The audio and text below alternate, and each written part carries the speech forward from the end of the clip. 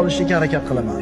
Odamlarga yaxshilik ulashaman, kasal ziyorat qilaman, janozaga qatnashaman, adashganga yo'l ko'rsataman, mazlumning yonida turaman, och qolganga ovqat beraman. Olimni hurmat qilaman, yetimga shafqat qilaman. Ey inson, sen kechagi kunni odami emassan, ertangi kunni ham odam emassan. Sen bugunning odamisan. Yana pokiza so'zlarni gapiraman. Lag'u behuda so'zlarni tark qilaman, fahsh so'zlardan uzoq bo'laman, so'kinish g'iybatlardan, namimalardan uzoq bo'laman. Bugun hamma ishimni tartibga keltiraman. Palapartishlik yo'q, eplamachilik yo'q, ko'zbo'yamachilik yo'q.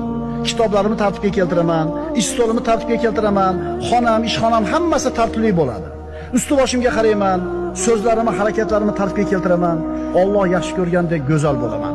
Bugun Robbimga bo'lgan itoatda g'ayrat ko'rsataman. Namozimni eng komil suratda ado qilishga harakat qilaman. Nafl amallarni bajarishga, Qur'onimni go'zal tilovat qilishga, vaqtimdan unumli foyda olishga harakat qilaman.